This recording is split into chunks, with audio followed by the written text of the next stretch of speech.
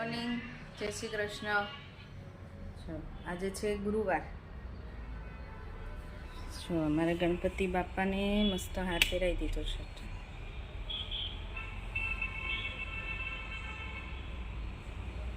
જય શ્રી કૃષ્ણ મમ્મી. જય શ્રી કૃષ્ણ. શું કરતા હતા? ભજન સાંભળતા હતા, લગ્નના ગીત સાંભળતા હતા. ભજન આવે જે હાથમાં આવ્યું નાના નાના શોર્ટ વિડીયો જોતી હતી છે. મેં કીધું લગ્નના ગીત સાંભળતા હતા. લગ્નના ઓલા જે હાથમાં આવ્યા. આ વખતે તમને ક્યાંય લગ્નના ગીત ગાવાનો મોકો નથી મળ્યો ને? એ નહીં ને અમારી મમ્મીને બહુ શોખ છે ભજનનો, લગ્નના ગીત ગાવાનો. કેમ? મને બહુ શોખ. અને બધા ભજન, બધા ગીત બધું આવડે. કાંઈ પણ હોય તમારે, કોઈ પણ રસમ હોય, કોઈ પણ પ્રસંગ હોય, એ ટાઈપના બધા ગીતય આવડે, બધા ભજનય આવડે. એટલે અમારી મમ્મીને શોખીન છે ગાવાના. આખો દિવસ સાંભળતા હોય, ગાતા હોય. આ વખતે કંઈ લગ્નમાં ગાવાનો મોકો નથી મળે. પ્રપીટ કન્યા ગઈ હતી પણ હું એકલી પડતી હતી એટલે પછી આપણે એટલે એ તો ઓલો આપણા ઘરના કોઈના લગ્ન હોય નજીકના તો વધારે મજા આવે. તો પાડોશી હોય આપણા આજુબાજુમાં કઈ પાડોશીમાં લગ્ન હોય તોય વધારે મજા આવે ગીત ગાવાની ને એવી બધી. અમને સાંભળવાની મજા આવે. અમને કઈ ગાતા આવડતા નથી.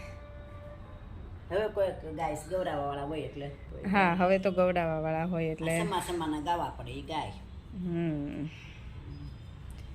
શું કરું? તેલ નાખું છે ને માથામાં.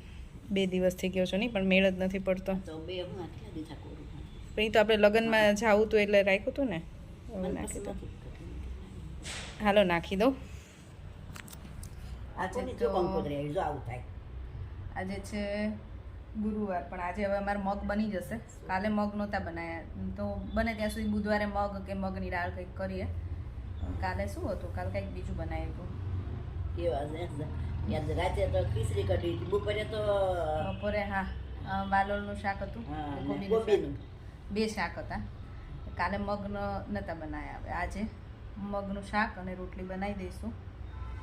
અને હજી તો વાર છે, થોડી વાર પછી રસોઈ બનાવશું. ત્યાં સુધી મમ્મીને માથામાં તેલ નાખી દો. લંચ રેડી છે અમારું. મગનું શાક, રોટલી, પાપડ તળ્યા છે, છાશ, અને મમ્મી અમારે બનાવે છે રોટલા. બની ગયા ને મમ્મી? ચલો, ગરમ ગરમ રોટલા. હાલો બેસી જાય.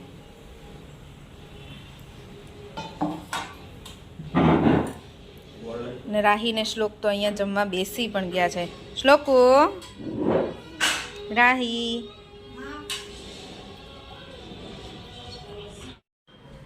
સાંજના 6:45 થઈ ગયા છે. અને આજે તો ડિનરમાં બને છે અમારા બધાની ફેવરિટ ભાજી પાવ. જો ભાજી માટે મેં બધું વેજીટેબલ કટ કરી દીધું છે. એમાં મેં કોબીજ, ફ્લાવર, બટેકા, રીંગણા અને એક આટલી એવી દૂધી નાખું, એકદમ નાની થોડી એવી દૂધી નાખું. એટલે એનાથી શું થાય કે આપણી દૂધી છે, આપણી ભાજી છે ને એ બહાર જેવી બને એકદમ, અને એમાંથી તેલ છૂટવું પડે થોડું. એટલે થોડી દૂધી નાખું, હોય તો નાખું, ના હોય તો ના નાખું. આટલું શાકભાજી. હવે હું આમાં ખાલી મીઠું નાખીને બાફી દઈશ. તો ભાજી બનાવતી હતી તો આ વેજીટેબલ્સ કેમ બધા કટ કર્યા છે? હવે ભાજીની જોડે બને છે પુલાવ, એટલે આ બધું વેજીટેબલ કટ કર્યું છે. વેજીટેબલમાં છે onion, potato, chilli, green chilli, parrot, carrot, પછી આ ઓલું છે ને શું એ કેપ્સિકમ છે. કેપ્સિકમ. હા, અને અહીંયા રાઈસ છે ને એ બનાવી દીધા છે, બોઇલ કરી દીધા છે. અને વટાણા હતા નહીં ને, એટલે હમણાં ડેડી લઈને આવ્યા ને, એટલે એ પછી હવે ડાયરેક્ટ તેલમાં નાખી દઈશ. અને અહીંયા ભાજી માટે જો ભાજીનું બફાઈ ગયું છે ને મેશ થઈ ગયું છે. અને ડુંગળી, ટમેટા, અને હું છે ને એમાં કેપ્સિકમની ગ્રેવી પણ નાખું છું, કેમ કે મને કેપ્સિકમ મજા આવે છે ભાજીમાં. પછી આમાં શું છે? એ તો મેં આ વેજીટેબલ બાફ્યું ને એનું પાણી રાખ્યું હોય, પછી હું હમણાં આમાં એડ કરી દઈશ. એટલે છે ને એકદમ બાર જેવી ભાજી થાય. ભાજી માટે વઘાર કરી દીધો છે. આમાં કેપ્સિકમ, લસણ, ડુંગળી, ટમેટાં બધું વઘારી દીધું છે.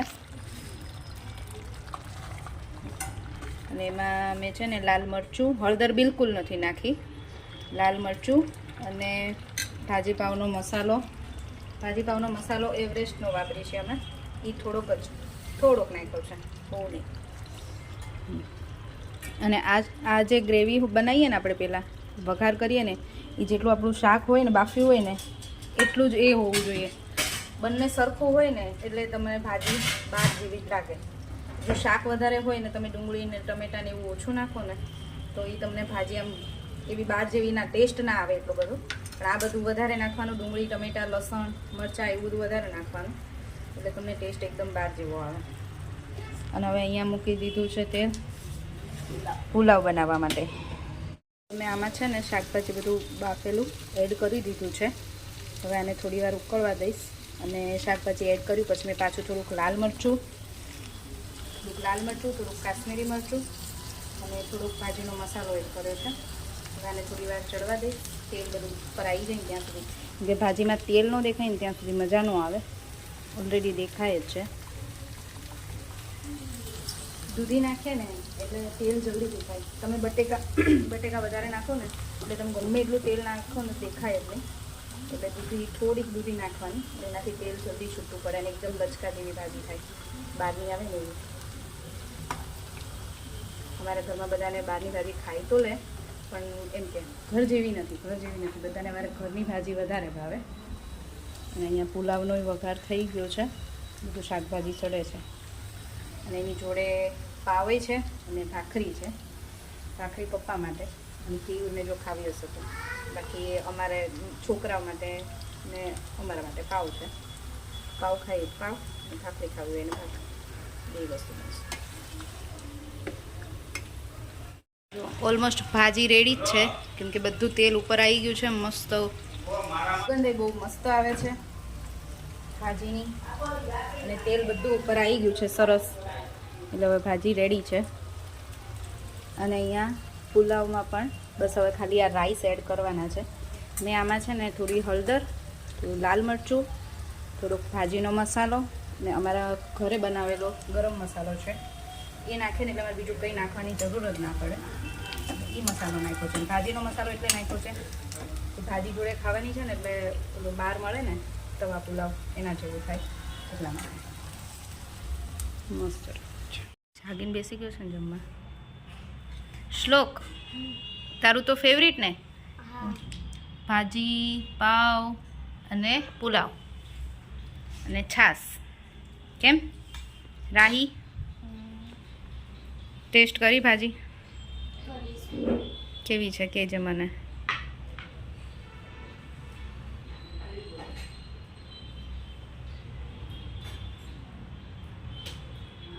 મસ્ત. શ્લોક કેવી છે બેટા? સારું છે. ચલો જમો તમે. હું પાવ શેકી દઉં હો પાછા. અને બટર ભાજીમાં નાખવું છે, ઘરનું છે હો. હા તો રહ્યો આપો. અહીંયા બધા બેસી ગયા છે, કેયુર, મમ્મી ને પપ્પા. હવે હું બેસી જઈશ. શું પપ્પા બરાબર? મસ્ત. પપ્પાને તો ઘરની ભાજી જ ભાવે ને. આપણને તો લારીની કે દુકાન હોટલની લારી ભાજી જ ન ભાવે. ઘરની ભાજી જ ભાવે ને ભાજી જોડે પાછું પુલાવ જોઈ. મને એવું, મને બહારની ઓછી. આ તો ઠીક છે, કંઈક એવું હોય ત્યારે આપણે લાવીએ અને ખાઈએ. મને ઘરની જ ભાવે. ઘરની ખાઈને ત્યારે એમ થાય કે ખાધી એમ. કેયુરને રેડી?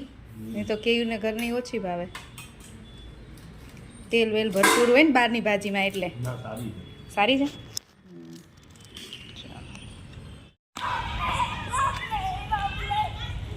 છોકરાઓ બરફ પાણી રમે છે અને કેયુરને જોડે રમાડે છે.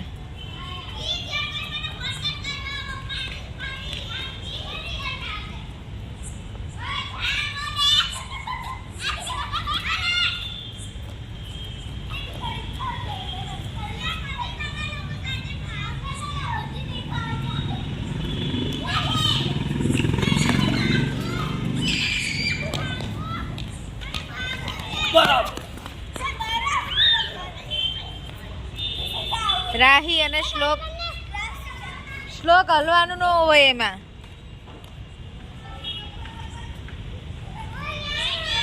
રાહી અહીંયા બરફ થઈ ગઈ છે, શ્લોક અહીંયા થઈ ગયો છે. હવે વ્યાના ને કાયરા બે છે.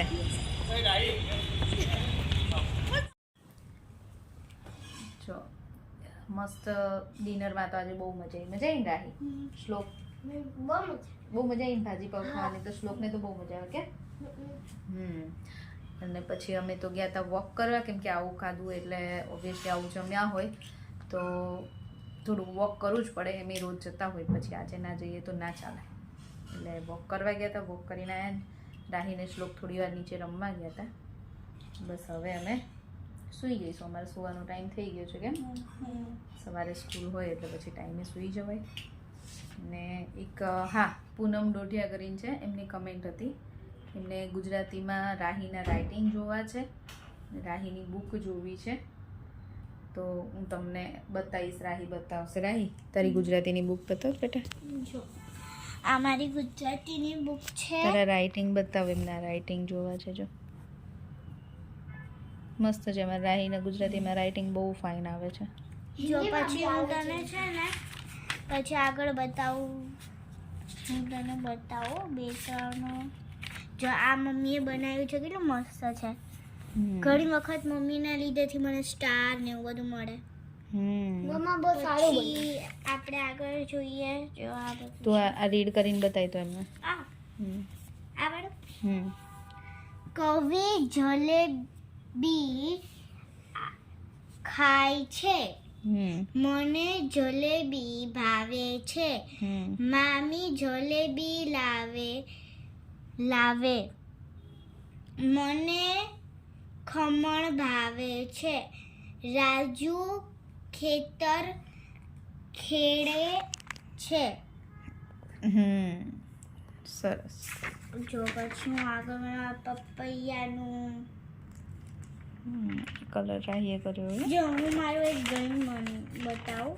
જો આ છે. પછી હું તમને મારા બે ત્રણ ડ્રોઈંગ બતાવું. એ બી એટલા સારા છે.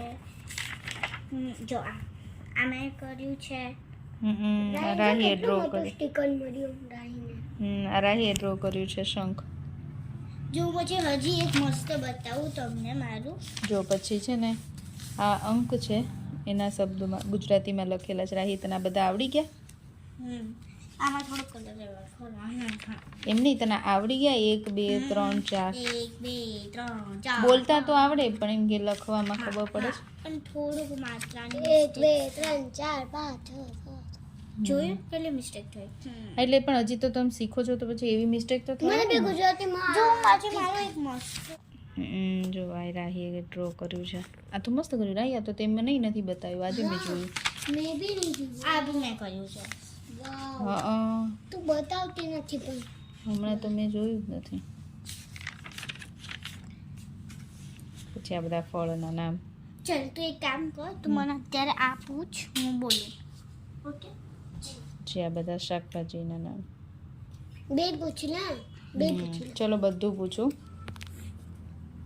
એની પહેલા આપણે વિડીયોનો એન્ડ કરી લે. વિડીયોનો એન્ડ કરવાની પહેલા હું કંઈક બોલું છું. હું કંઈક બોલું છું. શું બોલવું છે?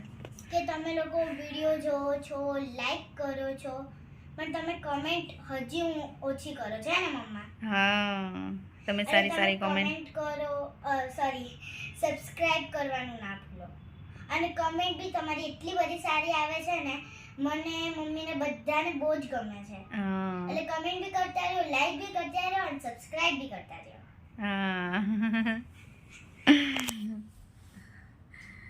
ચલો હવે આજનો વિડીયો અહીંયા જ પૂરો કરીશું. ફરીથી મળીશું કાલ નવા વિડીયો સાથે. ત્યાં સુધી બાય બાય. જય શ્રી કૃષ્ણ. જય શ્રી કૃષ્ણ. શ્લોકો જય શ્રી કૃષ્ણ. જય Shri Krishna. Good night. Good night.